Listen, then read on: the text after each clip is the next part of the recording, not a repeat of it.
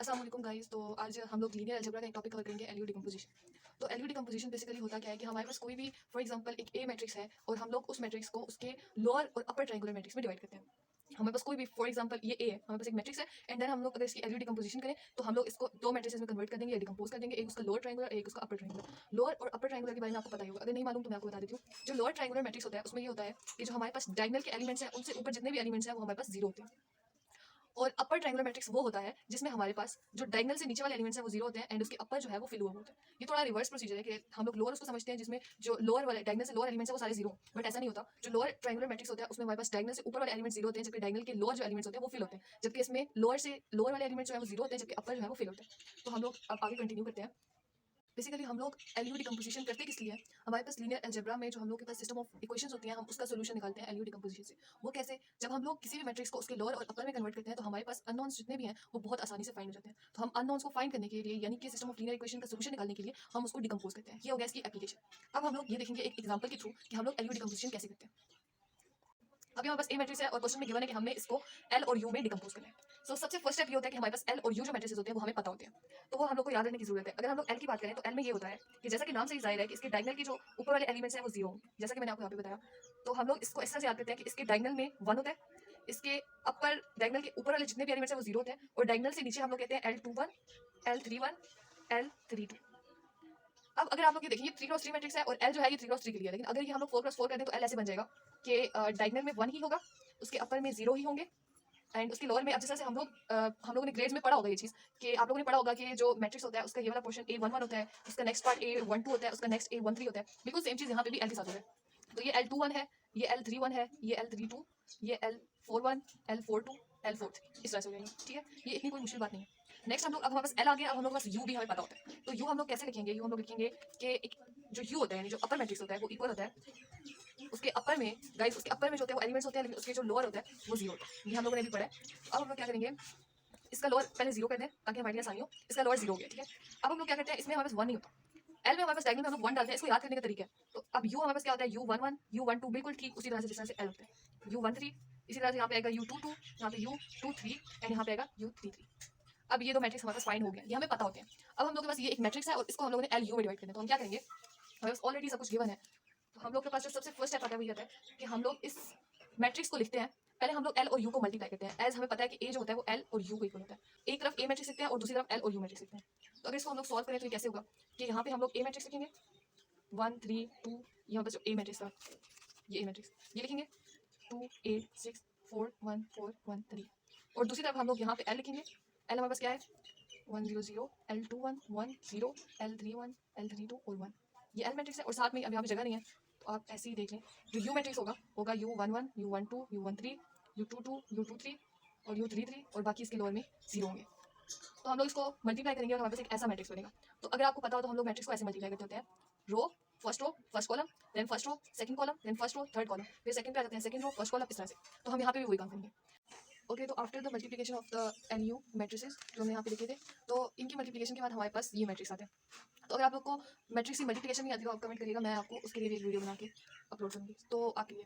Then अगर हम लोग फिर उसके बाद हम क्या करते हैं, अब ये हमारे पास एक मैट्रिक्स आ गया है। सो अब आप लोग खुद भी अंदाजा लगा सकते हो कि अगर हमने ए यहाँ पे लिखा तो हम इसको कंपेयर करते हैं और यहाँ से हम लोग ये चीज़ें फाइंड करते हैं।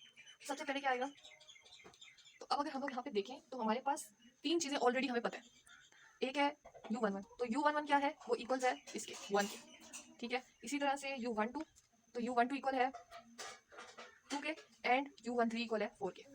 अब इसी तरह से हम करते रहते हैं, ये सारी चीज़ें फाइंड करेंगे।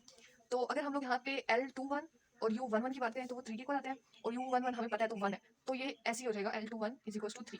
अगर हम इसकी बात करें तो हम ये एक्सप्रेशन यहाँ पे लिखेंगे U12 हमें मालूम है 2 है, प्लस U22 हमें नहीं पता और ये इक्वल होता है 8 के, और L21 भी हमें पता है। L21 अभी हमने फाइंड किया था 3, तो हम कहते हैं 3 2 plus U22 is equal to 8। तो ये ऐसे हो जाएगा U22 is equal to 8 minus 6, तो U22 क्या आ जाएगा 2। अब हमारे पास ये भी आ गया, ये भी हमारे पास U11 भी आ गया, 12 भी आ गया, 13 भी आ गया, L21 भी आ गया, U22 भी आ गया। अब हम नेक्स्ट की तरफ चलते हैं। L21 हमें पता है L21 है 3, U13 हमें पता है 4, प्लस अब U23 है और ये किसकी इक्वल है 14 के। तो U23 क्या हो जाएगा 14 माइनस 3 4 से 12, 12 उस तरफ जाएगा तो ये माइनस आ जाएगा, -2, ये ऐसे हो जाएगा। अब U23 कितना हो जाएगा 2, U23 भी हमने फाइंड कर लिया। अब नेक्स्ट है L31 U11, तो L31 हमें नहीं पता बट U11 हमें पता है। U11 क्या है 1, तो वो किसकी इक्वल आ रहा है 2 के इक्वल।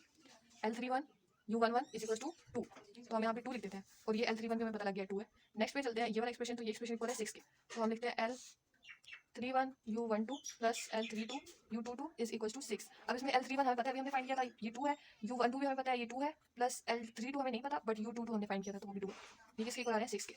तो हम क्या करेंगे यहाँ पे डायरेक्ट हम निकालेंगे, ये उस तरफ जाएगा -4 हो जाएगा और ये इस तरफ मल्टीप्लाई हो रहा है तो दूसरी तरफ जाके डिवाइड हो जाएगा, तो ये हो जाएगा 1।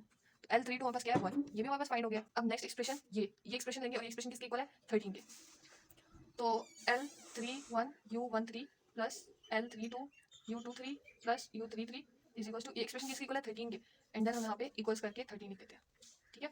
अब अगर हम इसको साथ साथ डालें, L31 हमें पता है, हमने यहाँ से निकाला था, L31 2 है और u13 भी हमें पता है, u13 4 है, तो 4 प्लस L32 भी अभी हमने फाइंड किया 1, u23 भी हमें पता है 2 है, वो भी डाल देंगे, प्लस u33 हमें नहीं पता, तो मीन्स इस एक्सप्रेशन के थ्रू हम लोग u33 फाइंड करेंगे। तो अगर इसको डायरेक्ट करो तो ये हो जाएगा 2 4 8 प्लस 2, तो ये 10 और उस तक जाएगा तो ये -10 हो जाएगा, तो u33 हमारे पास आ जाएगा, u33 हमारे पास 13 - 10 आ जाएगा जो कि इक्वल है 3 है। तो अब अगर देखा जाए तो इसमें तकरीबन हमारे पास सारी चीज़ें आ गई हैं जो फाइंड कर सकते थे हम लोग। तो अब अगर हम इन सबको देखते हुए लेके चलें तो हमारे पास u11 और सारा कुछ पता है हमें। तो अब अगर हम लोग लिखें L जो था हमारे पास वो क्या था, L हमारे पास था, L हमारे पास है 1 1 1 और यहाँ पे आएगा 0 0 0 और बाकी यहाँ पे आएगा जैसे मैंने आपको बताया, यहाँ पे आएगा L21, यहाँ पे L31 और यहाँ पे L32। तो अब हम इसमें डायरेक्ट ये जो भी हमने फाइंड किए थे ना L21 जितने भी, तो ये हम उसमें डायरेक्ट डाल देंगे तो हमारे पास L मैट्रिक्स बन जाएगा, मतलब लोअर ट्रायंगुलर मैट्रिक्स। तो बाकी सब वैसे ही डाल देते हैं। और L21 हमने कहाँ पे फाइंड किया था, L21 यहाँ पे, तो वो 3 है, तो L21 3 है हमारे पास। देन हम लोगों ने क्या फाइंड किया था, क्या लिखना है 31, तो 31 हमने फाइंड किया था यहाँ पे, वो भी 2 है, तो 2 डाल देंगे। L32 क्या है, L32 हम लोगों ने यहाँ पे फाइंड किया है, वो भी 2 है, हम इस तरह से, तो ये हमारे पास लोअर ट्रायंगुलर मैट्रिक्स आ गया। अब हमने ए का अपर भी फाइंड करना है, तो ए के अपर को फाइंड करने के लिए हम लोग इसी तरह से बिल्कुल हम लोग सेम टू सेम ऐसे करते हैं कि हम लोग यू में भी वो सारी चीज़ें डाल देते हैं। तो अगर हम लोग यू का बनाएं तो बस बिल्कुल सेम चीज़ आ रही है। L32 हमारे पास यहाँ पे सॉरी 1 है, L32 यहाँ से हम लोगों ने जब निकाला तो 1 था, तो यहाँ पे भी 1 आता है। नेक्स्ट अब हमारे पास है यू, तो हमने यू फाइंड करना है, तो हमें पता है यू मैट्रिक्स क्या था, यू मैट्रिक्स हम उसके लोअर को 0 कर देते हैं, ठीक है। अपर यानी कि ऊपर वाले पोर्शन फिल है, डायगोनल से ऊपर वाला पोर्शन फिल है, यहाँ आ जाएगा u11 u12 u13, यहाँ पे आ जाएगा u22 u23 और यहाँ पे u33। अब इसमें सारी अगर हम लोग डालें तो हमारे पास एक क्वेश्चन टाइप बन जाएगी, हमारे पास बल्कि मैट्रिक्स बन जाएगा सॉरी। तो यहाँ पे u11 हम लोग के पास था 1, तो डायरेक्ट हम लोग यहाँ पे 1 लिख देते हैं। u12 हमारे पास था 2, तो अभी तक हम लोग 2 लिख देते हैं। u13 हमारे पास 4 था, 4 लिख देते हैं। u22 तो u22 हमने फाइंड किया था 2 है वो, तो यहाँ पे 2 लिख देते हैं। u23 तो u23 भी हमने फाइंड किया था, वो भी 2 है, तो यहाँ पे 2 लिख देते हैं। एंड लास्ट है u33, तो u33 हम लोगों ने बिल्कुल लास्ट में फाइंड किया था जो कि है 3, तो ये हमारे पास अपर ट्रायंगुलर मैट्रिक्स बन जाएगा। तो अगर हम लोग इसको इस तरह से लिखें, अब यहाँ पे क्या हुआ है, अब ये कन्वर्ट हुआ है, ए मैट्रिक्स बेसिकली एल और यू में कन्वर्ट हुआ है, तो हम इसको ऐसे लिख सकते हैं कि ये जो ए मैट्रिक्स है ये इन दोनों मैट्रिक्स के इक्वल है। अगर आप मल्टीप्लाई भी करो तो आप वेरीफाई कर सकते हो ये चीज़, 1 3 2 0 1 1 0 0 1 मल्टीप्लाई बाय यू मैट्रिक्स, तो ये था एल और ये था यू। तो अब यहाँ पे हमने क्या किया, हमने एक मैट्रिक्स लिया है और उसको एल और यू में डिकम्पोज किया। नेक्स्ट अब जहाँ तक बात बनती है अननोन्स की, तो हम इस इक्वेशंस के थ्रू अननोन भी निकाल सकते हैं। वो कैसे निकालते हैं, तो जैसा कि अगर यहाँ पे आप देखो तो हम लोग को पता है कि सिस्टम ऑफ जो लीनियर इक्वेशन होती है उसकी वैल्यू होती है, हम लोग उसको एक इक्वेशन से रिप्रेजेंट करते हैं, मतलब A X is equal to B, ठीक है, जिसमें ए हमारे पास मैट्रिक्स होता है, एक्स हमारे पास अननोन्स होते हैं और बी हमारे पास सोल्यूशन का मैट्रिक्स होता है, ठीक है।